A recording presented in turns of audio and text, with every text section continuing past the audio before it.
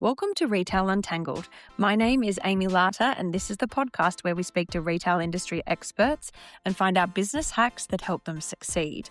You won't find these gems anywhere else, and we have some superb stories from the coalface, as well as helicopter insights from retail industry leaders.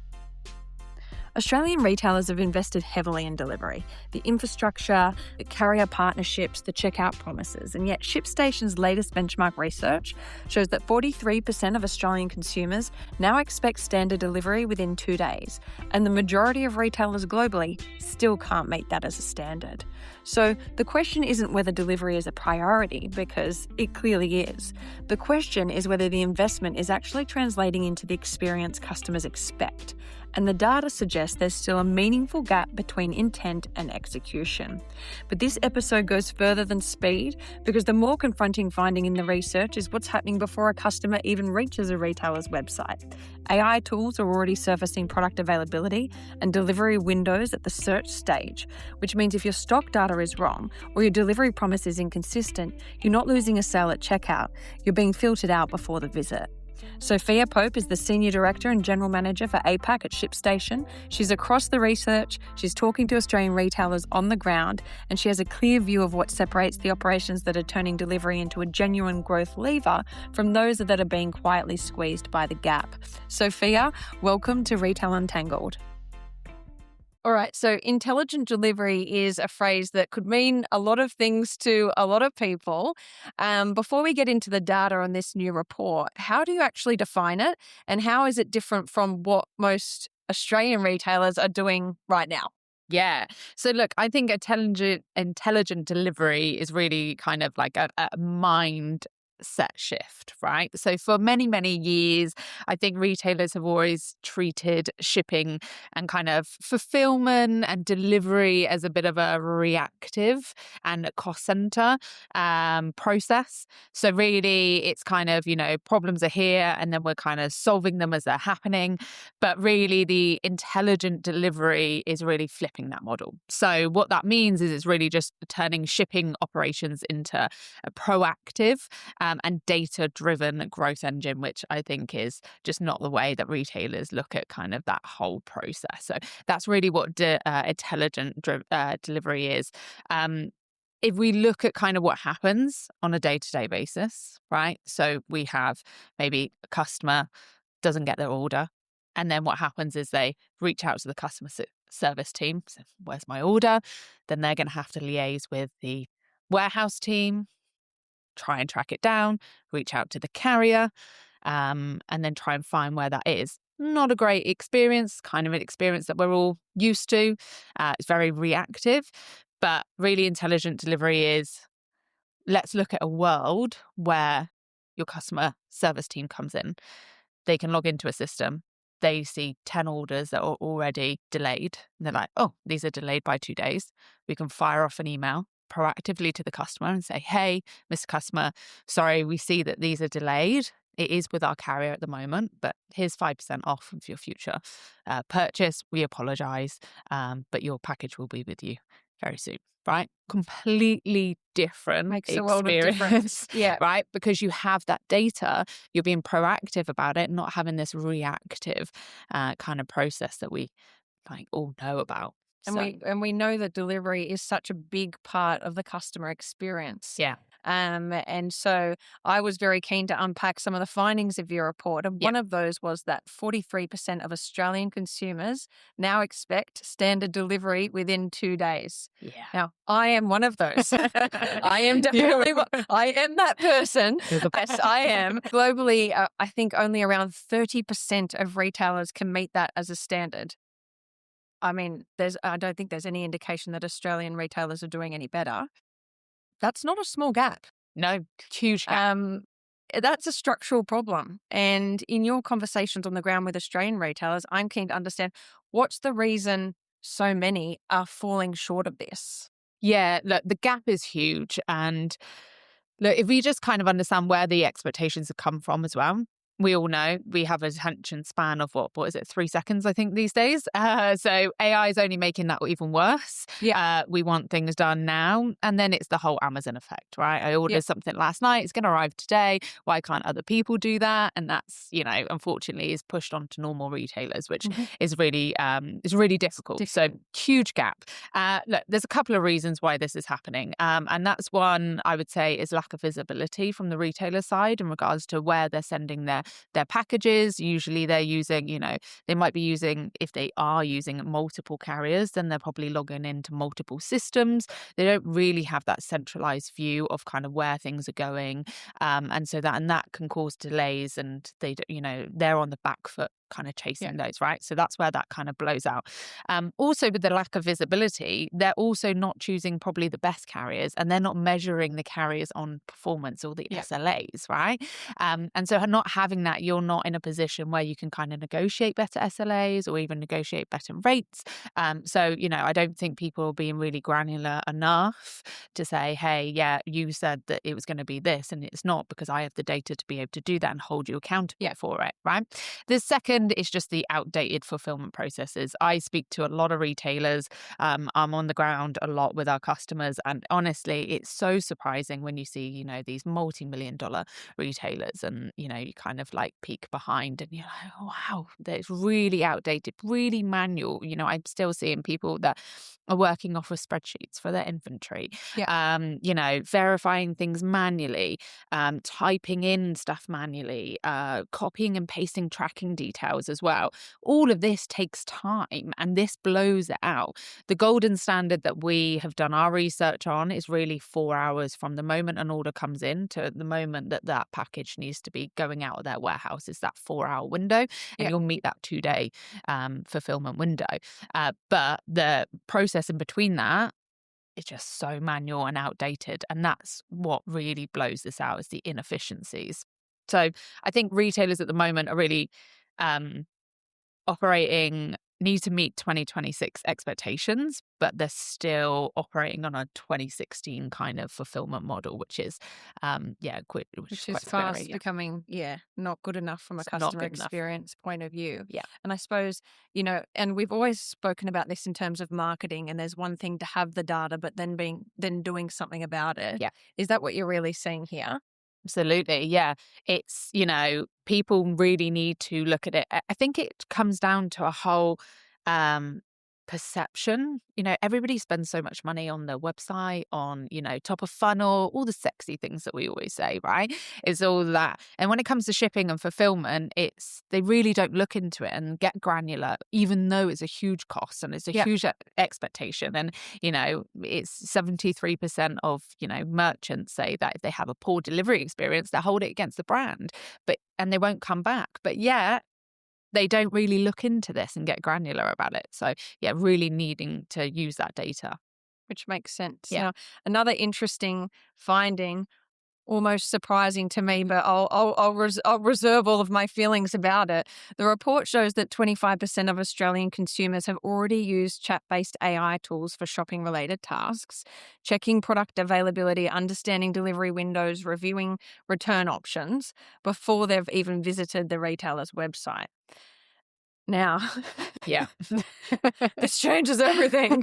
So when you share that with a retail exec who's spent, years optimizing what we just spoken about, their homepage, checkout, everything pre-delivery, what does this make them feel, and what are we doing about it? Yeah, it's a bit of a scary conversation, and that stat is huge, and sometimes it's like, I don't believe it, but that is what the data is saying, right? And so they're shocked, they're a little bit terrified, and really, for like you said, retail owners for years have obsessed about every pixel on their homepage and spent tens or hundreds of thousands of dollars on their website, right? And optimizing, hiring agencies, etc. And for you to say that, oh, by the way, an AI chatbot is probably going to just scrape your website, and if you don't have the right information on that, you're not going to come up in this search, right? So the new age is people are going to AI and saying, look, I have a black tie event on Saturday. I have a really lovely dress, but the weather's changed. And actually, I'm thinking I need something to make me a bit warmer. So I want a black fur coat that can be delivered by Saturday. I'm willing to spend about $100. But yeah, give me a couple of options and make sure that I can return it if I don't like it. Right. Now, out of that, completely different experience, right? Because now, if your inventory is not up to date on it, it won't come up. If your return policy is not on there, it's not going to come up. If your delivery promise is there saying that you can't deliver it in 2 to 3 days and Saturday, it's not going to come up. And they're not landing on your website. They're getting pushed only those options. So now it changes, that conversation that I'm having with retail execs is changing to more of a strategic one. Let's make sure all of those policies are on your website, right? That's your new homepage. Like, what is your delivery time window? Is it 2 to 3 days? Can you return? All of these things that it's going to scrape and make sure your inventory is up to date so that at least you get kind of put forward. Visible. Yes. So completely different way of thinking, and it is a bit scary, but both of them have to go hand in hand. I don't think it's scary so much as, well, it might be, because in my mind that's not where I'm starting my shopping. I probably will be soon, no doubt. But I think as well, the pace of change. Yes. So if you are not doing this now, it's going to be really scary for what it means for you. That's it. In the near future, because that number I don't want to predict on research, but I think it's going to only be increasing with what we're seeing. So wild. Now, you make the argument in the report that shipping data is a growth engine, not just an operational record. I think we've already touched on this a little bit, but what does most retailers' actual relationship with their shipping data look like today? And what does poor data hygiene actually cost a retailer in real terms? Okay, in real terms, hundreds of thousands of dollars. And I can give you kind of a real life example. But if you don't have the visibility, you are, again, you're behind immediately, right? So I was working with this retailer. So they were about 3 million retailer in revenue, using one shipping carrier. Knew that they were probably paying a little bit more. This is a standard kind of conversation. I go in, it's fine.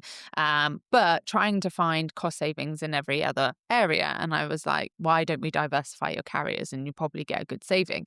So used another carrier. Oh, no, I tried them 4 years ago, didn't have a great experience. Well, I'm sure from your company 4 years ago to now, it's probably quite different. So let's try. You've got a system here where we can quickly turn it on and you can test it, right? So let's test it from Sydney to Sydney orders and let's just try that. Yeah, went well, brilliant. Now let's expand it. So now you have 2 carriers. We were saving in a year $7,000 by just adding that one extra carrier. And that was 15 minutes of work, right? Just to quickly add that in. So this is what I mean when I say hundreds of thousands, let alone then the automations. And I could see a couple of other processes that were probably very manual.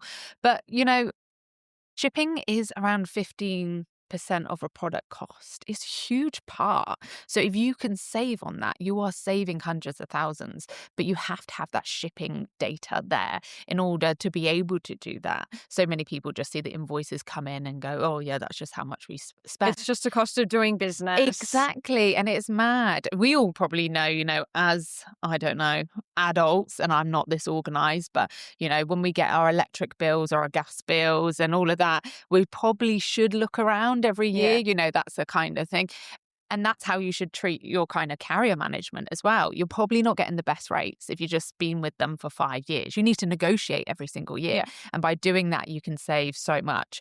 And then obviously, we have touched on this, but yeah, the inefficiencies, like I said, again, is just a huge part. If you've got 5 people in your warehouse and you can actually reduce inefficiencies, you could probably get away with reducing your staff. Now, on average, it's $65,000 on an average warehouse staff salary. Yep. A decent chunk. Or if you're not reducing that, then you can potentially get more out of your staff. So it will limit the growth if you have those operations. So again, we've seen many customers where they're like, oh, we can only do 200 orders a day with our staff. And we need, we've got these sales, we've got all these growth plans. Again, putting so much money in the top of funnel, and then they can't produce. And then what happens is they just chuck people at the problem. Oh, well, we've got 5, we're going to double, so we're going to have another 5, right? Vicious It cycle. really is, and people need to look at that. So you can't grow unless you really look into that. And so, yeah, it's inefficiencies. And then if you look at the whole kind of process in itself, you're looking at really losing a lot of customer experience. We mentioned this right at the top. If you're not having this and you're behind and you're being reactive, or, carriers are losing parcels and you're not on top of it, then, you're not going to get that repeat business. And how much is that costing you? And a lot of With retailers, the cost of acquisition, a lot, right? And it's so surprising. Retailers are actually not putting a figure against that, and not quantitative, putting a quantitative figure on that. So yeah, it's very, very surprising. So hundreds of thousands is easily what I can say if you have inefficient operations or even just bad shipping data. Okay, so we've got a good picture of the bad. Yeah. Let's flip that. Can you give me some examples of what best practice when it comes to using this data as an advantage looks like? Yeah, absolutely. So we would say when we're looking at kind of, only using one carrier, you want to use multiple. We say 3 to 5 carriers is really the gold standard. So, you're having 3 domestic and maybe a couple for your international. That's what I would always recommend. And that's where you're going to get the best saving, right? So how can you diversify that, and how can you turn those on immediately? Save lots of money. Then if we look at like the proactive communication, right, with the customers. So again, what I kind of started at the beginning of, can we see where the bottlenecks are? Can we see where we're out of stock? Can we be proactive before the customer reaches out to us? That's a huge, huge lever for you. So you should be able to see that and understand the trends. And, if you've got better inventory as well, then you're going to be able to do that horrible demand planning for peak season that we see so much. That can cost so much money if you're not on top of your game there. You could be overselling, you could be, underselling. There's massive cost to the business. So making sure that you have real-time inventory is really important. Making sure you've got the data that you can be proactive with your customers, and then making sure that you diversify those carriers from 3 to 5.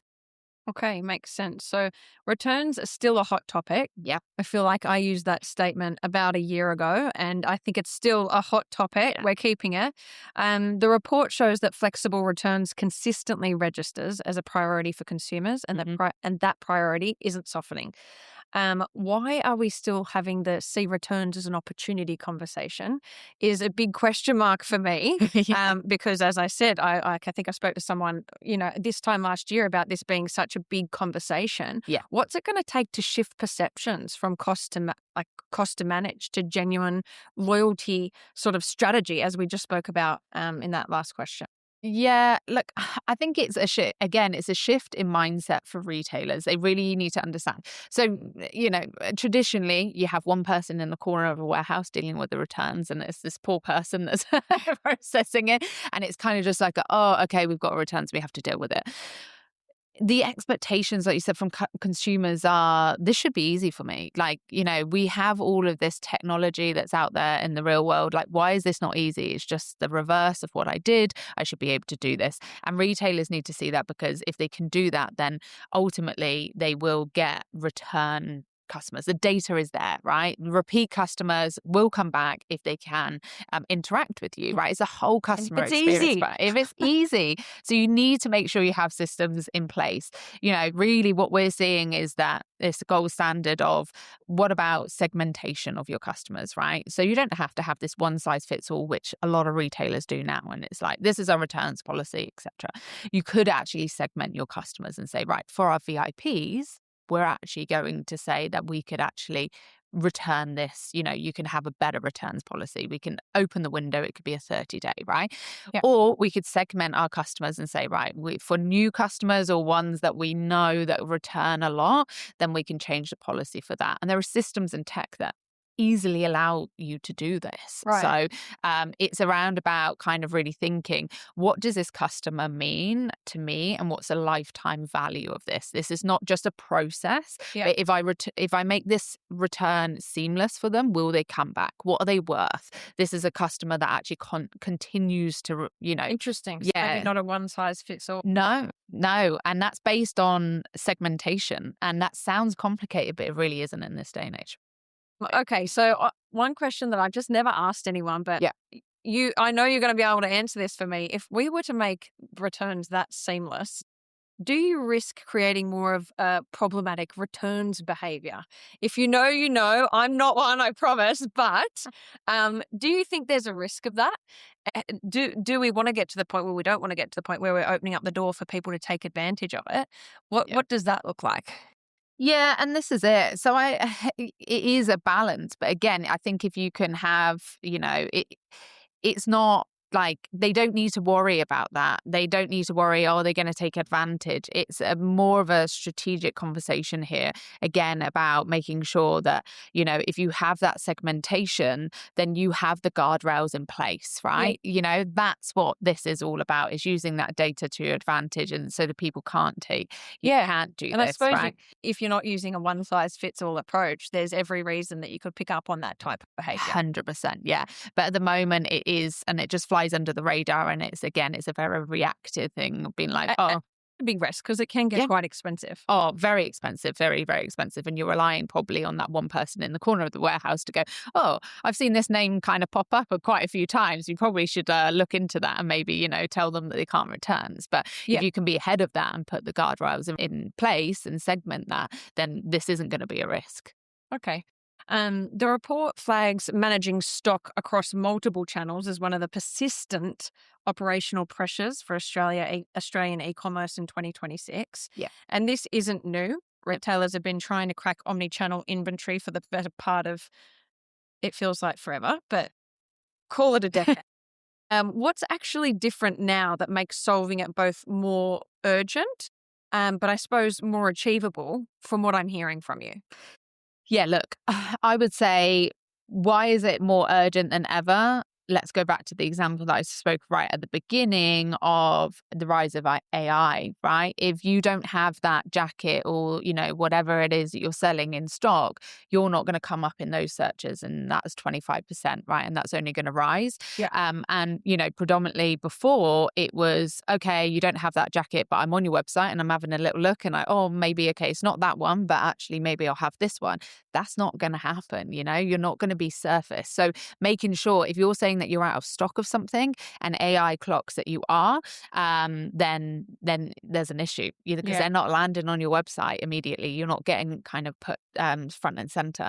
And why is it more achievable? I think, well, because the tech is out there, right? The tech is now out there that it can allow you to do that and be live. And when I say live, it's not refreshing in a couple of hours. People are doing pre-sales and selling out in 15 minutes, and you need your inventory to be live. So, yeah. And I think there's a real risk as well.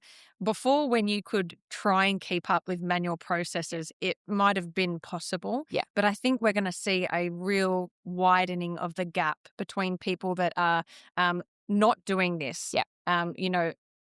Sticking with those inefficient manual processes and people that are going to win. It really is, yeah. Just in our day-to-day lives, you can see that, playing out, let alone here. And so people really do need to kind of lean into it and think, how can I get better and what can I actually do to make sure that we're actually leveling up and that we're not just doing the same old and then we throw people at the problem. And Well, I think it's going to become a real risk. Yeah, huge risk. A real risk. Right. So if you had to name the single thing that separates the Australian retailers who genuinely build on intelligent delivery as a growth advantage from those who will be squeezed out, and we've just spoken about the implications of that, what is it? Yeah, okay. It can't be about... No, not budget. Okay, who will be squeezed out? Yeah, it will be really the ones that still are treating fulfillment as a logistical problem, that basically the goal is to get the box from A to B. Like, if you still have that mindset, you'll get squeezed out. The winners here are going to be the retailers that see it completely different, basically, and that they understand that is a delivery promise, that, kind of the tech landscape around us and with AI is completely changing and I need to keep up with that. And how do I surface our company in that side of things, but also I need to make sure that my systems are keeping up with us and that they're completely, the data is in front of us and it's live and it's accurate, and that we're leaning into the tech to make sure that we're as good as possible, and see it as a whole customer experience, not just this part that happens last. And this is kind of an afterthought. Those are the retailers that are really diving into it and getting really granular, really militant on kind of like, what does this look like? I was speaking to a founder the other day, and to talk about being militant, we were in their warehouse, and he's quite a techie guy, but it's not exactly super techie, this part, but he actually bought everybody an Apple Watch. So if they didn't have a watch, then Apple Watch, because he tracked their steps. So they actually tracked the steps around the warehouse and kind of what the processes were in that. And it was surprising. So they were doing over about 10,000 steps a day. And he managed to get that down to about 6,000, right? So that's a 40% reduction in steps. But let's look at that. That means that they could probably do 40% more, so he can actually grow. The warehouse staff there are just not even burning out, right? And in that, he could see that they were doing these manual processes, or, they weren't leaning on the tech, and they were kind of doing stuff that was just inefficient. So where now he can get 40% more out of his staff. So just a little example on kind of how you could really get kind of, granular in this, and how much it could actually open up for businesses. So retailers thinking of that, owners and execs thinking like, how do we actually really dive in to making sure that we're as slick as possible? The time is right for the mindset shift. Yeah. Yes. And scary for those that don't have it. Yeah. So if I'm listening to this, I'm a retailer, and I know that I'm behind. I potentially have the data. I'm not doing anything with it. What's the honest 90-day starting point for me? Not the aspirational roadmap, so to speak, but that first move that's actually going to create real momentum.